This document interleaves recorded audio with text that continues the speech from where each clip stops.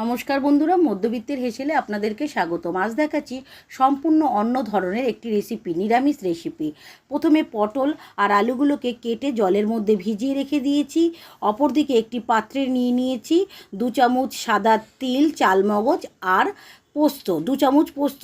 আর অপরদিকে নিয়ে নিয়েছি কিছুটা শুকনো লঙ্কা, আদা আর কাঁচা লঙ্কা।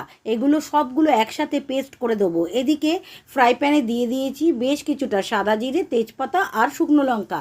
সাদা জিরে, তেজপাতা, শুকনো লঙ্কা যখন গরম হয়ে যাবে তেলটা, তখন দেখবে গরম হয়ে গেছে কি না। তেল গরম হয়ে গেলে আগে থেকে কেটে ধুয়ে রাখা আলুগুলো তেলের মধ্যে দিয়ে দেবো। আমার ভিডিওগুলো আপনাদের কেমন লাগছে আমাকে কমেন্ট করে জানাবে। এদিকে কড়াই যখন গরম হয়ে গেছে, আলুগুলো ধুয়ে রাখা আলুগুলো আমি দিয়ে ভালো করে ভেজে নেব।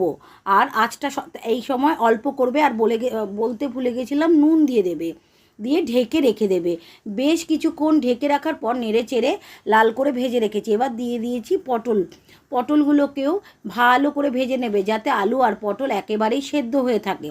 দেখো কত সুন্দর পটল হয়ে গেছে। এবার পটলের মধ্যে দিয়ে দিলাম স্বাদ মতো নুন দিয়ে যখন বেশ কিছুক্ষণ নাড়াচাড়া করে নেব, তারপর আগে থেকে রেডি করা পোস্ত, তিল, চালমগজ, শুকনো লঙ্কা, কাঁচা লঙ্কা, আদা দিয়ে মশলা তৈরি করে রাখাটাকে ভালো করে কষতে থাকবো। কষতে কষতে যখন বেশ কিছুটা কষা হয়ে যাবে, অল্প সামান্য জল দিয়ে আবার কিছুটা নেড়ে চেড়ে দেবো।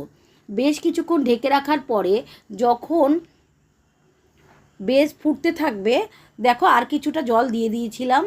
এবার ঢেকে রেখে 10 থেকে 15 মিনিট রাখলে তৈরি হয়ে গেল সুস্বাদু, উপকারী এবং অনেক পুষ্টিগুণ সম্পূর্ণ আলু, পটল, পোস্ত, তিলের একটা নিরামিষ রেসিপি। ভালো লাগলে আমার পাশে থেকো আর আমাকে সাবস্ক্রাইব করতে ভুলো না বন্ধুরা। আবার দেখা হবে একটি নতুন ভিডিওতে।